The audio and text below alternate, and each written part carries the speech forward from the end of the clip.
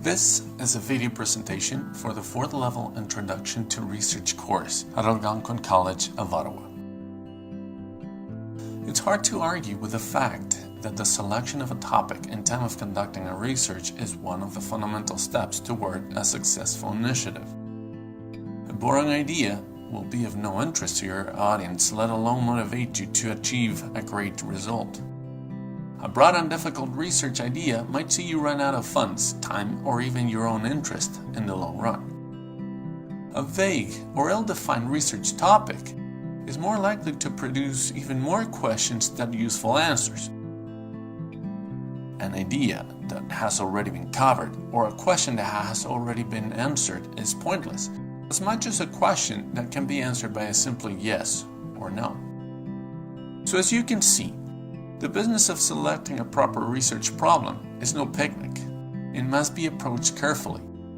In the next few minutes, we will try and provide you with some ideas on how to solve this problem.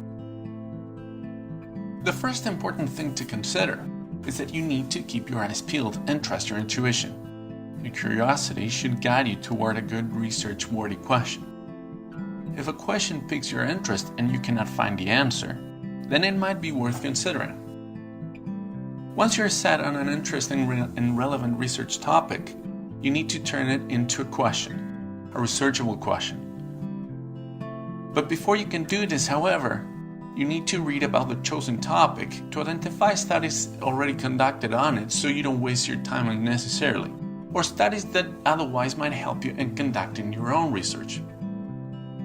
Reading will also help you in defining the theoretical approach, as well as identifying some factors that you may have not considered yet. The next step toward a great research is to produce a clear and unequivocal statement of the problem to be studied. This is the researchable question we mentioned before, and the idea here is to identify, define, and isolate the question, but not necessarily to answer it, or at least not yet. This brings us to the hypothesis, which is a statement that reflects the specific relation between two concepts, and it is only used in quantitative research, whereas the research objective is more appropriate for the qualitative type. But more on that later.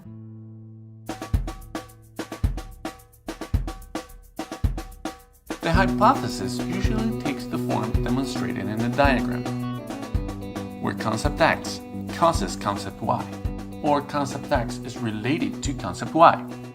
The sign in the middle reflects the type of relation or effect, with a positive sign representing a direct relation and a negative one representing an inverse relation between the two concepts.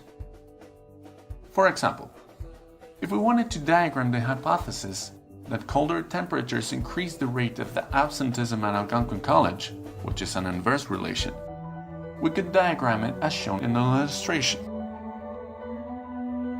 This type of diagram is very useful in visualizing and clarifying the research idea, particularly when identifying the independent and the dependent concepts to the left and right of the diagram respectively.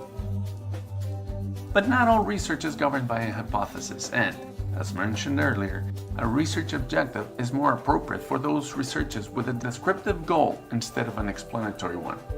In other words, a research objective is to be employed whenever describing what happened, whereas a hypothesis must be employed when explaining what happened. In synthesis, we must be conscious in selecting the research topics so it hasn't been researched yet, or is too broad, difficult, or vague. There are many starting points to a research, and once you find one, you must turn it into a researchable question.